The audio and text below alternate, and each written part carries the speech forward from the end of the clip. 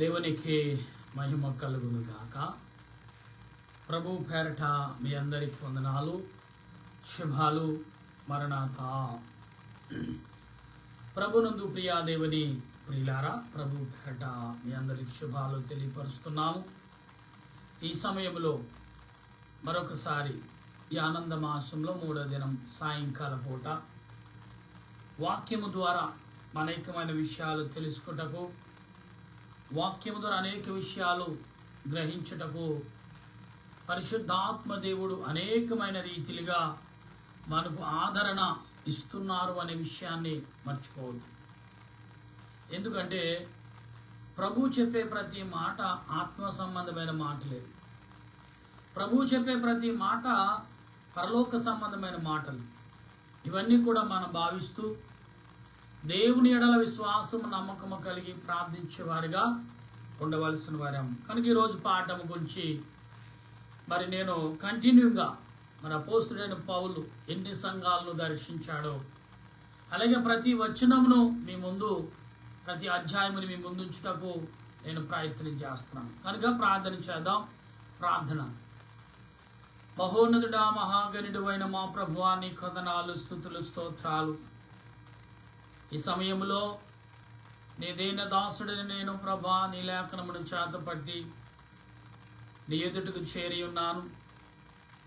నీ ఎదుట, నీ బిడలి ఎదుట నిలిచి నన్ను నా తలంపులు మరుగు చేసి, దేవా, ఈ దినము నీ బిడ్డలతో ఏమైతే మాట్లాడనై ఉన్నావో, నీ వాక్యము ద్వారా, నీ ఆలోచన ద్వారా, నీ తలంపుల ద్వారా, నీ ఉద్దేశము ద్వారా, నీ క్రియల ద్వారా నీ బిడ్డలను బలపరిచి, నీ దీన దాసుడు నన్ను నీ సిలువ చాటును మరుగుపరిచి నా కంఠస్వరని బోరుగా వాడుకోమని ఆత్మరక్షణకర్తైన దేవదేవుని నామమును అడుగుచున్నాను మా పరమ తండ్రి. ఆమేన్. మన తండ్రి అయిన దేవుని సహాయము సదా తోడుగా ఉండి ముందుకు నడిపించును గాక. ఆమేన్. ప్రియులారా, ఈ ఉదయ కాలం నుండి ఇప్పటి వరకు క్రిస్మస్ నెల వచ్చింది కాబట్టి 3వ తారీఖు బుధవారం. ఈరోజు కుక్కడపల్లి హౌసింగ్ బోర్డు సేవకుల యొక్క క్రిస్మస్ పండుగను ఇప్పటి వరకు కూడా జరిపించి వచ్చాం. అది మేము జరుపుకున్న పండుగ కాదు ప్రియులారా. ఇక్కడ కుక్కడపల్లి హౌసింగ్ బోర్డులో మహా పేదవారు, కుష్టి వ్యాధితో బాధపడుతున్న వారు, వేదనతో, రోగాలతో, పాపముతో బాధపడుతున్న వారు అందరి కొరకు భోజనాలు సిద్ధపరిచి, వస్త్రాలు సిద్ధపరిచి, వారికి క్రిస్మస్ యొక్క పండుగ చేసి ఇప్పుడే రావటం జరిగింది. ప్రియులారా, మేము ప్రతిరోజు సేవకులుగా ప్రతి సంవత్సరం పండుగ చేసేవాళ్ళం. ఈ సంవత్సరం అలాగ కాదు, ఇలాగూ చేయాలని ప్రేరేపణ కలిపినప్పుడు సేవకులందరూ ఏకమై వారు తోచిన దానం ఇచ్చారు. ఆ నీతిలో వస్త్రాలు కొని వారికి ఆహారం పెట్టి, ప్రియులారా, ఈ రోజున పనిని మేము చేసి ఉన్నాం. క్రిస్మస్ నెల యేసు ప్రభు చెప్పే మాట ఏంటంటే, పండుగ అంటే, క్రిస్మస్ అంటేనే యేసు ప్రభు పేదవాళ్ళ కొరకు ఈ లోకానికి వచ్చాడు. పేదలను ప్రేమించుటకు, వ్యాధి కలిగిన వారు, రోగము కలిగిన వారు, కుష్టి వ్యాధి కలిగిన వారు, అనేకమైన వ్యాధులతో బాధపడుతున్న వారికి స్వస్థత ఇచ్చి, దిక్కులేని వారికి ఆదరణ ఇచ్చి, ఎవరు లేని వారిని హక్కును చేర్చుకుని, ధనవంతులను, బలవంతులను సహాయకారులుగా అనే వాతావరణమును ఈ డిసెంబర్ నెలంతట్లో ఉంటుంది. ఎందుకంటే చలికాలము. రెండోది ప్రియులారా, చాలా ఇబ్బందులు పడుతూ ఉంటారు ఈ కాలంలో చాలామంది. అందులో మన ఇండియాలో ఇతర దేశాల కంటే మన దేశం కొంచెం పర్లేదు. ఎందుకంటే కరువు అనేది విపరీతంగా ఈ దేశంలో మనకు ఉంటుంది. ఎటువంటి కరువు అంటే ఊహించిన కరువు. ఆ కరువు ఎవరు కూడా గ్రహించలేని కరువు కొన్ని దేశాల్లో ఉంది. ఏ దేశాలు, ఆఫ్రికా దేశంలో చూస్తే వారు ఇప్పుడు మట్టి తింటున్నారు ఆహారం లేక. అంటే వారి ఎడల వారి భూమిలో బంగారం పండుతుంది, వజ్రాలు ఉంటాయి. కానీ ఇక్కడికి వచ్చినప్పటికి, మన ఇండియాకి వచ్చినప్పటికి వారికి ఆహారం పంట పండటం చాలా తక్కువ. అంత నాలెడ్జ్ లేని మనుషులుగా అక్కడ ఉంటారు. నల్ల జాతీయులు అంటాం. అంటే మనుషులే, ఆత్మతో నింపబడిన వారే, కానీ వారి నాగరికత లేనివారు, నాగరికత అంతంత మాత్రమే కలిగిన వారు, అర్ధ వస్త్రాలే ఉంటారు వాళ్ళు. అటు వస్త్రాలు కూడా సరిగ్గా వారికి ఉండవు. అటువంటి వారి అందరి కొరకు మనం ప్రార్థన చేస్తున్నాం. ఈనాడు సంపూర్ణమైన వస్త్రాలు కలిగి రోజుకు 2 వేసుకున్నా 3 వేసుకున్నా ధరించుకుని పక్కన వేసిన తీరైన వస్త్రాలు మనకున్నాయి. దేవుడు మన జ్ఞానను కొలిది, దేవుని యందు భక్తి కొలిది, విశ్వాసం కొలిది అన్నీ కూడా దేవుడి లోకంలో మనకిస్తున్నాడు. అందుబట్టి దేవదేవునికి ఎంతగానో కృతజ్ఞతాస్తుతులు చెల్లించేవారమై ఉండాలి. ప్రియులరా, వీళ్ళందరికీ మీ అందరూ కూడా డిసెంబర్ నెల అనగానే ఏమంటే ఎదుటి వారిని ప్రేమించడం, ఎదుటి వారికి సహాయపడడం, ఈ నెలంతా అదే పని. మనం ఎంత ఉన్నదని కాదు, డిసెంబర్ నెల వస్తేనే జనవరి నెల వరకు కూడా పాపభీతిని కడుక్కోటకును పాప శోధను తొలగించుకోవడానికి ఒక అవకాశం. ఈ సంవత్సరంలో ఈ యొక్క 11, 12 నెలలో మనకు దొరికిన సమయం.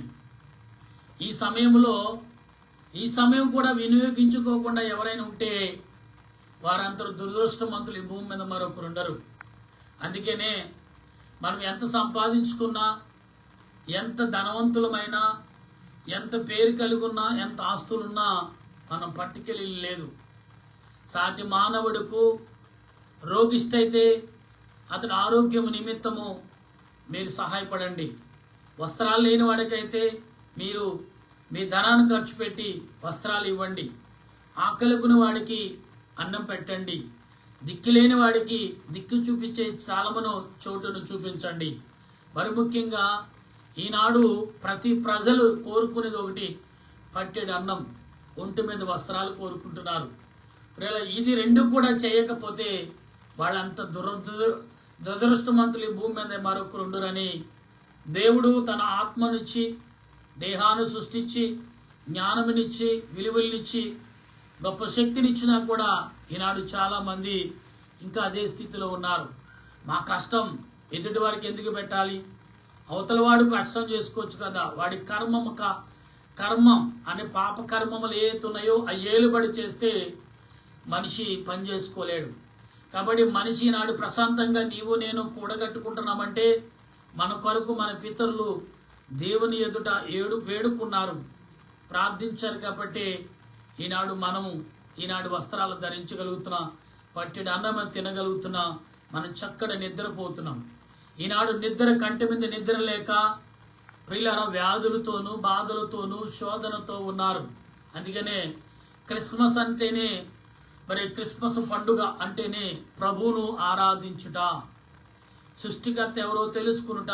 యేసు ప్రభు లోకానికి వచ్చింది ఎందుకు?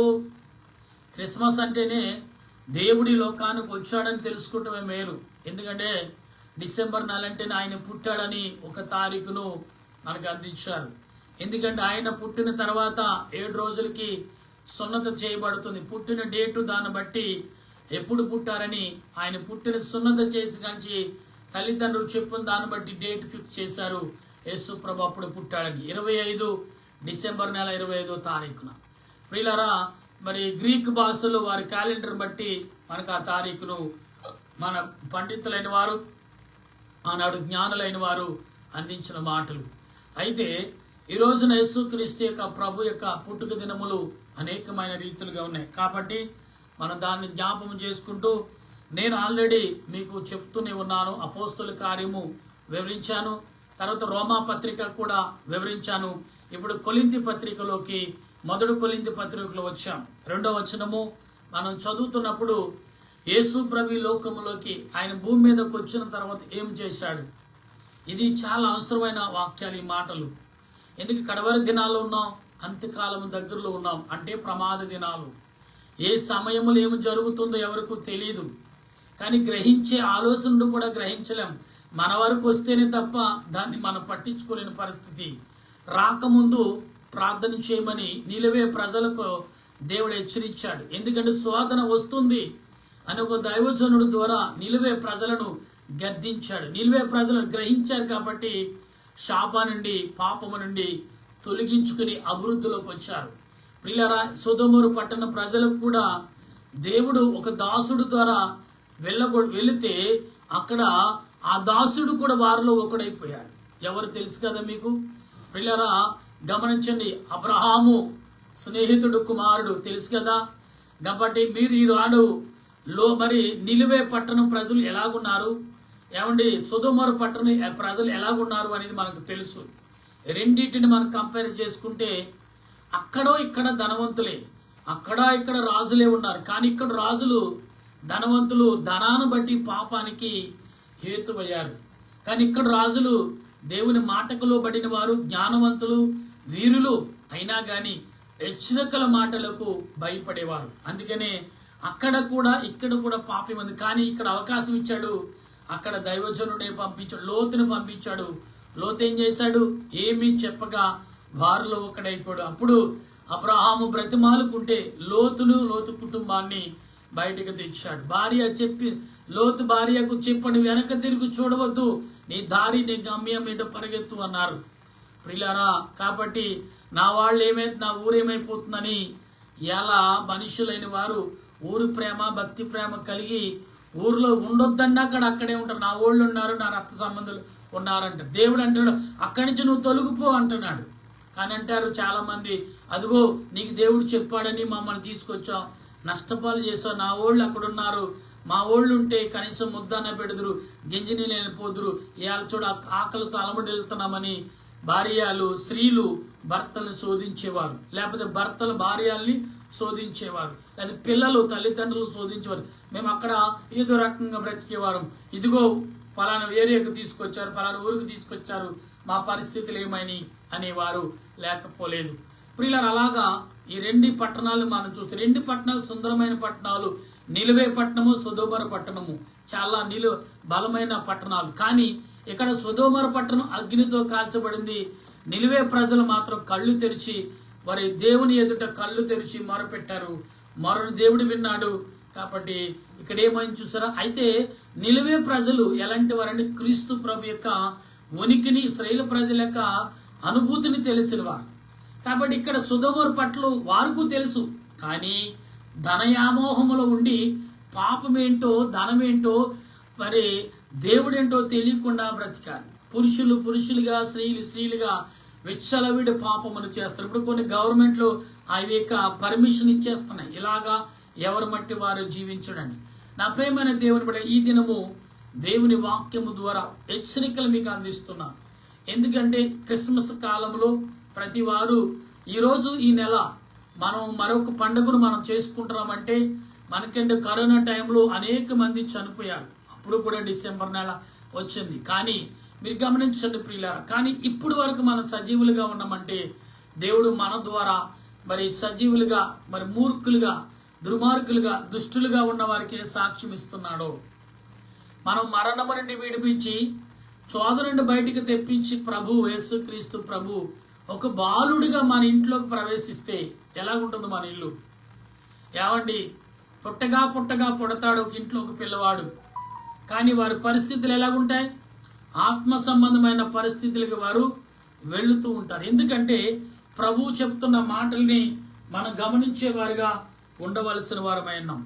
నా ప్రియమైన దేవుని విశ్వాసులారా, దేవుని బిడ్డలారా, ఈ రోజు ఉదయకాలం నుండి ఇప్పటి వరకు అనేకమైన విషయాలు ఇశ్రాయేలు ప్రజలతో దేవుడు మాట్లాడుతున్నాడు మోషే ద్వారా దేవుడు కొన్ని నియమాలను, కొన్ని నిబంధనలు ఇచ్చాడు. కానీ ఈనాడు ఆ నిబంధనలను మనం తీసి పక్కన పెట్టేశాం. కానీ ఆనాడు నిబంధనలు తీసి పక్కన పెట్టాడు కాబట్టి స్వయముగా దేవుడు తన కుమారుని లోకానికి పంపించాడు. బాలుడిగా వచ్చాడు. బాలుడిగా వచ్చిన ఆయన కూడా చంపడానికి చూసాం మనం. ఎవరు? హేరోదు రాజు. ఏమండి, ఎందుకంటే లోకములో అధికారం దాహం కలిగిన వాడు దేశంలో వాడి అధికార పీఠమును ఏం చేస్తారని అధికారం యొక్క దాహముతో, అధికార భయముతో ఎవరినైనా ఏమైనా చేయటకు వెనకడు. ఈనాడు చాలా మంది మన దేశంలో, ఇండియాలో కూడా ఉన్నారు. వారి యొక్క రాజ్యాన్ని విస్తారం చేసుకుంటకు, లేకపోతే రాజ్య బలాన్ని పెంచుకుంటకు ఎవరైనా తన తప్పును చూస్తే రెండో రోజున అక్కడ ఉండకుండా చేసే దినాల్లో మనం ఉన్నాం.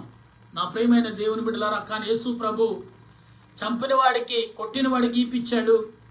ఏమండి, తన్నిన వాడికి తన శరీరం అందించాడు, చంపిన వాడికి తన దేహాన్ని సమర్పించేసుకున్నాడు ఆయన. ఎందుకంటే సాతానుగాడు మనుషులని ఏ రకంగా చేస్తున్నాడనేది మనం గ్రంథములో అనేక దగ్గర చూడవచ్చు. కానీ ఇక్కడ మనుషులు అపవాదుకు లోబడితే ఎలాగుంటారు అనేది మనం చూస్తే, ఫరో రాజు ఐగుప్తు దేశాన్ని ప్రజలను చూస్తే మనకు అర్థమవుతుంది.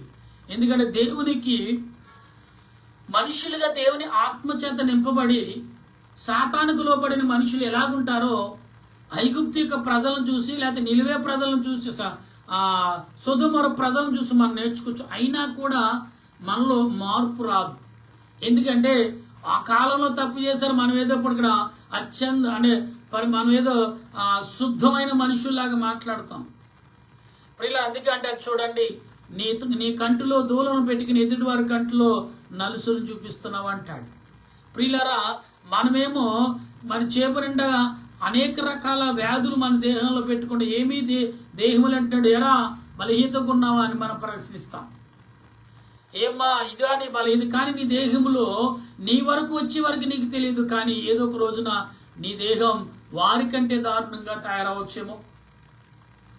ఇవాళ ఎదుటి వారి పట్ల మనం ప్రశ్నించేటప్పుడు మన ప్రశ్నకు అది మనము కూడా వర్తిస్తుందేమని గ్రహించలేక మనం ఉన్నావేమో. ఈనాడు ప్రభు నాతోటే మనతో మాట్లాడుచున్నాడు.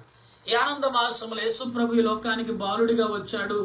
ఈ లోకముకు చీకటైన లోకానికి వెలుగును నింపాడు. ఆయన వచ్చి ఆయన ఏమీ చేయలేని టైంలోనే వెలుగుతో నింపడానికి మనం లూకాసు వార్తలో చదువుకుంటాం కదా ప్రియులారా. చదువుకున్నప్పుడు లూకాసు వార్తలో మనము 2వ అధ్యాయంలో లేకపోతే 1వ అధ్యాయంలో 14వ వచనంలో మనం చదువుతున్నప్పుడు ఇక్కడ యేసు ప్రభు గొప్ప మార్కులు మనకు అందిస్తాడు. ఏమని? లోకరక్షకుడు ఈ లోకానికి దిగి వచ్చాడు అంటాం.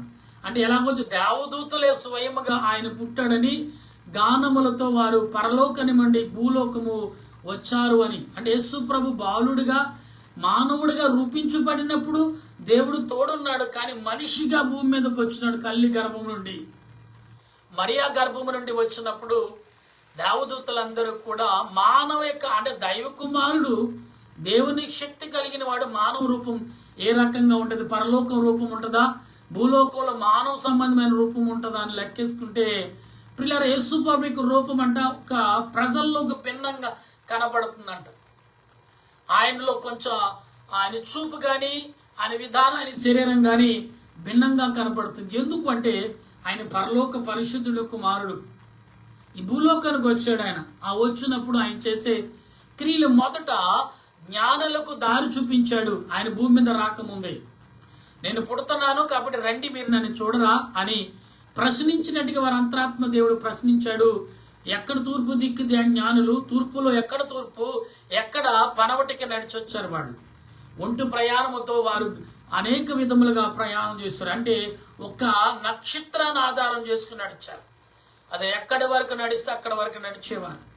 పిల్లలు అయినప్పుడు కూడా నక్షత్రం కూడా మోసపరచలేదు. ఎందుకంటే ఒక పరిశుద్ధుడు ఒక గొప్పవాడు పుట్టినప్పుడు ఒక నక్షత్రం పుడుతుంది అనేది ఎలా చెప్పాడు.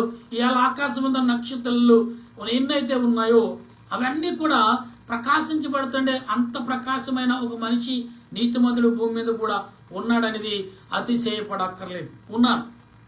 అందుకని చాలా మంది కొందరు అవినీతికి చాలా భయపడతారు. అవునండి, నీతి అంటే మహాప్రాణం. భోజనం లేకపోయినా బ్రతుకుతారేమో కానీ నీతి పనులు, నీతి ఆలోచన, నీతి మాటలు వినకపోతే వారు రోజు గడవదు. అటువంటి పరిస్థితి. ఏంటయ్యా డల్లగున్నామంటే ఇవాళ ఏంటో తెలియదు సార్, ఏదో మదన పడుతున్నా, తనలో తాను బాధపడిపోతూ తనలో తాను ఎందుకంటే అన్యాయం జరుగుతుంది, దాన్ని గర్దించలేక ఉండిపోయానండి, ఏంటో తెలియట్లేదయ్యా అని అంటాడు. ఎందుకంటే దేవుడు ప్రశ్నించమంటాడు, కానీ ప్రశ్నిస్తే ఏమవుతుందని ఒక అపనమ్మిక. ప్రశ్నించిన ధైర్యం ఉంటుంది. సాతానుగాడు అంటాడు పక్కన వెంటనే వచ్చి ఏమంటాడు తెలుసా, నువ్వు ప్రశ్నిస్తే కొట్టతారేమో నిన్ను అని ఒక భయమును సృష్టించేవాడు. కానీ ధైర్యం ఇచ్చేవాడు దేవుడు, భయను సృష్టించేవాడు వాడు. ప్రియులారా, లోకవైపు ఒకవేళ నువ్వు ఎదిరిస్తే వెనకాల నీ పిల్లలు ఉన్నారు, నీ భార్య ఉంది, నువ్వు దారిలో ఒంటరిగా వెళ్ళినప్పుడు నేనేమైనా చేస్తానేమైనా సాతానుగాడు వెనకాల ఒక చెవులోంచి హృదయంలో ధైర్యం సంపాదించుకుంటావు. చెవులోంచి ఒక మాట వినపడుతుంది. ఒకవేళ నువ్వేమన్నా ఎదిరిస్తే, వాళ్ళు ప్రశ్నిస్తే రేపొద్దు నిన్ను చంపేస్తారేమో అన్న భయాన్ని క్రియేట్ చేసేది ఎవరంటే సాతానుగాడు. ప్రియులారా, ఒక మనిషి నీతో గొడవ పడాలన్నా, ఒక మనిషి నిన్ను కొట్టాలన్నా, ఒక మనిషి నిన్ను గద్దించాలన్నా, ఒక మనిషి నిన్ను తనతో గట్టిగా మాట్లాడాలన్నా ఎవరి మీద ఏ అధికారం లేకుండా ఎవరు మాట్లాడలేరు. ఒకవేళ ఎప్పుడైనా ఒక వ్యక్తి నీ మీద అధికారం కలిగి మాట్లాడుతాడంటే మరి అనేక రకాలుగా ఇరుచుకుపడి మాట్లాడుతాడంటే ఏదో నీవు అవతల వారికి నీ క్రియ రూపంలో కాగా మరి ఏదో దేవుడు అవతల వారికి ఏదో చూపించాడు. ఇలా ఎవరైనా పోలీస్ శాఖ వారైనా, లాయర్లైనా, జడ్జీలైనా కోర్టులో పేపర్ రూపంలో, రాత రూపంలో ఉంటే వారు ఖచ్చితంగా దానికి లోబడాలనే చట్టం ఉంది. కానీ అంతరాత్మక ఎవరు లోబడి ఏ పని చేయలేరు, లాయర్లు కానీ జడ్జీలు కానీ. కానీ దేవుడు ఇక్కడ కుమారుడిగా వచ్చి అంతరాత్మను క్రియల రూపంలో బయలుపరచడానికి వచ్చాడు. అంతరాత్మ అంటే అంతరాత్మ ఘోషిస్తుంది, గద్ది భయపడుతుంది, దాన్ని ధైర్యపరచడానికి ఈ లోకానికి వచ్చాడు. శరీరం ధైర్యపరచడానికి ఆయనకి ఈ లోకానికి రాలేదు. నీ ప్రాణమును, నా ప్రాణమా యెహోవాను స్తుతించుము అంటే స్తుతించుటకు ఆటంకంగా ఉంది కాబట్టి అది స్తుతించుటకు మార్గమును తెరవుటకు, మార్గం చూపుటకు ఈ లోకానికి ఆయన వచ్చాడు. నీ శరీరం బాగు చేసే పని లేదు. ఎందుకంటే శరీరము ఏనాటికైనా నశించిపోయి, ఎందుకంటే ఆల్రెడీ మన పితృడైన ఆదాము పండు తిని తప్పు చేశాడు. ఆ పండు నిమిత్తి తినడం వలన మరణం వస్తేనే తప్ప ఈ మానవ దేహానికి విడుదల దొరకలేదు. అందుకంటే మరణం అనేది పెట్టేశాడు దేవుడు. మరణం అనే ముళ్ళును కూడా దేవుడు విరిచాడంటే మరణము ఖచ్చితంగా విరిచినంటే మరణం అనే పాపం అనే ముళ్ళుని విరిచాడు తప్ప మరణమును తప్పించలేదు. మరణం ఉండాలి మానవుడికి. ఎందుకంటే ఈ లోకాన్ని విడవాలంటే, నీ దేహం పరిశుద్ధపడవాలంటే నీకు మరణము కావాలి. యేసు ప్రభు లోకానికి వచ్చినప్పుడు మరియమ్మ అనుకోండి, ఈ చిన్న చిన్న చేతుల్లో ఆల్రెడీ మరి దేవుని కుమారుడు ఏం చేస్తాడు, ఎలాగుంటాడు అనేది లేఖనము ద్వారా తెలిసిన వారు, ప్రార్థన ద్వారా చూసునే మరి అనుకుంటా, ఈ చిన్న చిన్న కాళ్ళకి మేకలు గుచ్చుతారా, ఈ చిన్న చిన్న చేతుల్లో మేకలు గుచ్చుతారా, ఈ డొక్కలో బల్లిముతో పొడుస్తారా? యేసు ప్రభు ఆడుకుని 3.5 సంవత్సరాల వయసులో పడిపోతారంట. తల్లి అమ్మా అని అరిచినప్పుడు ఆ పిలుపంట ఆయన మరి ఆ గుండెకాయని చేయి పెట్టి పిండేసినట్టు అయిపించి ఎంతో వెంటనే తిరిగి చేతిలో ఉన్న ఆయుధాలు పనులు విడిచి పడిపోతూ కూడా మొక్క చిప్పలు పగిలినా గాని కాళ్ళు చేతులు ఇరిగినా కూడా లెక్క చేయకుండా కుమారుని వెళ్ళి అద్దుకుందంట. అంటే యేసు ప్రభు యొక్క కుమారుడిని, దేవదేవుని కుమారుని ఏ హాని చేయకుండా నేను కాపాడాలని ఒక దృఢమైన నమ్మకంతో మరియా ఉంది. అంటే బాలుడైన యేసు ప్రభుని పెద్దవాడయ్యే వరకు తల్లి నీడలో ఆయన నడిచే వరకు, అంటే ఉపమానం 10 సంవత్సరాలు 12 సంవత్సరాల్లో ఆయన పెద్దవారి దగ్గరికి వెళ్ళి వారు ఉపమానం చెప్పినప్పుడు కూడా ఏంటి నా కుమారుడా మమ్మల్ని ఎందుకు విడిచిపెట్టావు అన్నప్పుడు యేసు ప్రభు చిన్న బాలుడిగా ప్రశ్నించిన వరకు కూడా అతడు దేవుని ప్రేమలో దేవుని పని కొరకు వచ్చాడు. అప్పుడు మరలా గుర్తు చేసుకున్నారు. దేవుని కుమారుడు అనే మాటను మరలా దేవుడు బయలుపరచుడు అనుకున్నారేమో. అందుకే కుమారుడా ఎందుకు మమ్మల్ని విడిచిపెట్టావంటే అప్పుడు అన్నాడు ప్రభు, నేను ఎందుకు వచ్చానో మీకు తెలియదా? అంటే భూమి మీద యేసు ప్రభు ఏమైతే చేయనన్నాడో, ఏ క్రియ అయితే చేయనన్నాడో అన్ని మరియాకు యేసేపుకు దేవుడు కనపరచడనే కదా. అర్థం చేసుకోండి, ఇదంతా అర్థమవుతుందా మీ నా మాటలు? కాబట్టి ఆనంద మాసంలో మీరు యేసు ప్రభు యొక్క విషయంలో ఏ రకంగా అపోస్తలుడైన పౌలు అంటున్నాడు కదా, మనం చదువుకున్నాం కదా, మనము అన్యుల నిమిత్తము క్రైస్తవులుగా దేవుడు అంటే ఎవరు నశించిపోకూడదని అపోస్తలుడైన పౌలు మాట్లాడుతున్న మాటలు. కానీ ఐగుప్తు ప్రజలను దేవుడు ఐగుప్తు ప్రజల్ని రక్షించలేదు. ఐగుప్తులో ఉన్న చాలా మందిని ప్రభు తన రెక్కలిండలో చేర్చుకున్నాడు. యూదులనే కాదండి, పరలోకమైన మరి క్రైస్తవులే కాదు, ప్రభు ఐగుప్తుని బయట అక్కడ అన్యులు అంటే ఐగుప్తు యొక్క కల్చర్కు అలవాటు పడిన వారు కూడా ప్రభు మోషేతో వెంబడించారు. అంటే గమనించండి, వారి క్రైస్తవుల కొరకే మీరు యూదులు కదా, ఇజ్రాయేల్ ప్రజలు కదా, మీరే వెళ్ళండి అలా ఎవరు వస్తే వాళ్ళ గుంపులు అందరిని కూడా తీసుకొచ్చారు. ఈనాడు మనం గమనించాలి, దేవుడు చేసిన అద్భుతమైన కార్యాలు చూశారు. మరి క్రైస్తవులుగా ఇజ్రాయేల్ ప్రజలు మాత్రం మరి కడుగ్గా మాట్లాడి వంకరగా మాట్లాడారు తప్ప ఐగుప్తు నుంచి వచ్చిన ప్రజలు ఎవరు కూడా మోసేకి కానీ మోసే క్రియలకు కానీ అహరోను కానీ ఎదురు చెప్పలేదంట. వారు ఏమి చెప్తే అదే చేశారంట, చరిత్ర చెప్తుంది. ఈనాడు మన ఆలోచనలు ఎలా ఉన్నాయి గమనించండి. యేసు ప్రభు యొక్క పుట్టుక గురించి అనేక విషయాలు, అనేక కోణాలు ఉన్నాయి. క్రిస్మస్ అంటే కాదు, యేసు ప్రభు మన కొరకు ఈ లోకానికి దిగి వచ్చాడు అనే ఒక పండుగ. నీ ఇంట్లో ఒక బాలుడు పుడితే ఎంత, నాకు లేక పుట్టిన బాలుడు పుడితే ఎంత సంతోషపడితే 10 మందిని పిలుస్తావు. నీకు కలిగి ఉన్నది అప్పటికప్పుడే వార్త వస్తుంది, ఎక్కడో ఉంటావు నువ్వు. అయితే అక్కడున్న ప్రజలందరికీ స్వీట్లు పంచిపెడితే, ఎందుకంటే ఆనందం, నాకు వారసుడు పుట్టాడు. వాడు ఏమి చేసినా, నిన్ను నరకానికి పడేసినా లేదా పాపములు నేను చంపేసినా పర్లేదు, మొదలంటాడు నాకు కుమారుడు కలిగాడని ఆనందంతో స్వీట్లు పంచిపెట్టుకుంటాం. వాడు శోధించినా పర్లేదు, అదంతా ఆలోచన, నాకు కొడుకు పుట్టాడు అనే ఒక ఆనందం. కానీ లోకం, యేసు ప్రభు లోకాల్లో పుట్టాడని లోకం ఎంత ఆనందపడి ఉంటుంది. ఒకసారి మనం ఆలోచించండి. ఒక మానవుడికి ఒక ఇంటిలోనే ఒక కుమారుడు పుడితేనెంత ఆనందం. సృష్టి అంతటికి, లోకమంతటికి సృష్టించిన సృష్టికర్త కుమారుడు భూలోకానికి వస్తే ఈ భూమి ఎంత అలర్ట్ గా, ఎంత ఆనందంగా ఉంటుంది.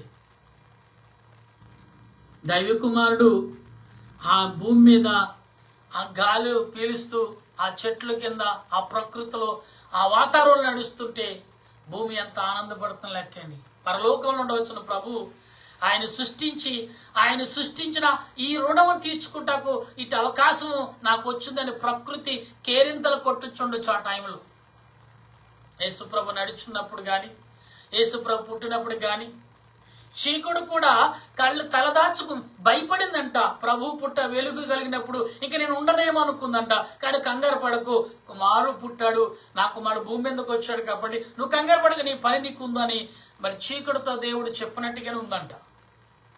ఈనాడు చాలా మంది అర్థం చేసుకుని మాట్లాడండి. బైబిల్ యొక్క ఆత్మీయ మర్మాలు అంతు చిక్కనవి. గ్రహించుకుంటే దేవుడే నీతో మాట్లాడతాడు. బైబిల్ మాత్రమే యోచన చేయండి. బైబిల్ యోచనలో ఆత్మీయ సంబంధమైన క్రియలు వెతకండి, దేవుడు ఖచ్చితంగా ఇస్తాడు. అటువంటి కృపని పరిశుద్ధాత్మ దేవుడు ఈ రాత్రి కాలంలో మనకందరికి అందించును గాక. ఆమేన్. ప్రార్థన చేసుకుందాం. మహోన్నతుడా, నీకు స్తోత్రాలు. ప్రేమగల మా తండ్రి వందనాలు. డిసెంబర్ నెల 3వ తారీఖు ఈ రీతిగా నాయన కొన్ని హెచ్చరికలతో కూడా నీ పుట్టుక నిమిత్తం మాట్లాడుకునే కృపను మాకు దయచేసినందుకు వందనాలు.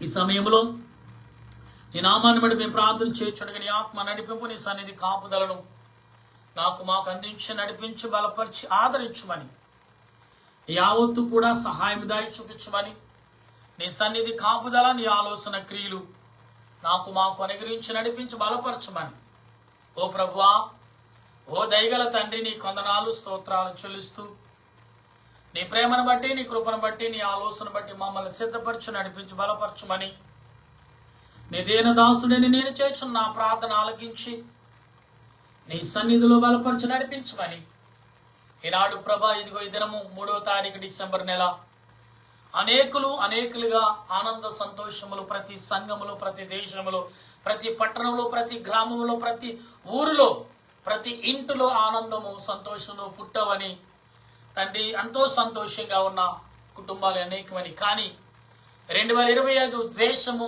అసూయ, అక్రమం, స్వార్థం, పాపం ఏలుబడి చేస్తుంది ప్రభు, కనపడుతూనే ఉంది. ప్రతి ఇంటిలో దుఃఖం, ప్రతి ఇంట్లో వేదన, ప్రతి ఇంట్లో కన్నీరు, ఆవేదన, తండ్రి చెప్పుకోలేని బాధలే కనబడుతున్నాయి. దేవా, నా నీ బిడ్డలైన మమ్మలను, నా దేశ ప్రజలను, 150 కోట్లు ఉన్న ఈ ప్రజల కొరకు మేము ప్రార్థన చేసే అధికారము, ప్రార్థన చేసే అవకాశం మాకును, మా అందరకు, మా సంఘాలకును, సేవకులకును, పరిశుద్ధులకు దయచేస్తున్నందుకు వందనాలు. జరగవలసిన పండుగలను, జరగవలసిన ప్రార్థనలు, జరగవలసిన విజ్ఞాపనలు ప్రతి కుటుంబంలో సంతోషము, సమాధానం దయచేసి, రేపేమం జరుగుతుందో కానీ తెలియదు, కానీ ఈ రోజు జరుగుతున్న సమయము విలువగా, విశ్వాసముతో, భక్తితో, భయముతో కాపాడుకుని జీవించగల కృపను ఆ దేశ ప్రజలందరికీ అందించమని, త్వరగా రానై ఉన్న బాలుడిగా మా మధ్యకు వచ్చుచున్న క్రీస్తు నామని అడుగుచున్నాను మా పరమ తండ్రి, ఆమేన్. పరలోక మా పరమ తండ్రి నామను పరిశుద్ధపరచును గాక, నీ రాజ్యం వచ్చును గాక, నీ చిత్తం పరలోకమందు నెరవేరినట్లు భూమి యందు నెరవేరిన గాక. మనడు మాకు దయచేయం. ఇలా ప్రార్థన చేసిన వారికి క్షమించిన ప్రకారం మా ప్రార్థనలు క్షమించము, శోధనకి అక్కిని తప్పించము, రాజ్యము, శక్తి, మహిమ నేనెంత నీవు నా తండ్రి, ఆమేన్. ఏసురక్తమే జయమ పాదికులం, ప్రవేశరక్తమే జయమ పాదికులం, ప్రవేశరక్తమే జయమ పాదికులంతకు నాశనం. హల్లెలూయా, హల్లెలూయా, హల్లెలూయా. స్తోత్రం, స్తోత్రం, స్తోత్రం. ఆమేన్, ఆమేన్, ఆమేన్. మన తండ్రి అయిన దేవుని ప్రేమ, త్రియేక దేవుని సన్నిధి, పరిశుద్ధాత్మిక అనేక జీవితం ఇప్పుడు ఎల్లప్పుడు సదా తోడుగా ఉండి ఆయన రాకడకు సిద్ధపరచును గాక. ఆమేన్, ఆమేన్, ఆమేన్. మీ అందరికీ వందనాలు. మరణాతా. Happy Christmas, merry Christmas, merry Christmas, happy happy Christmas.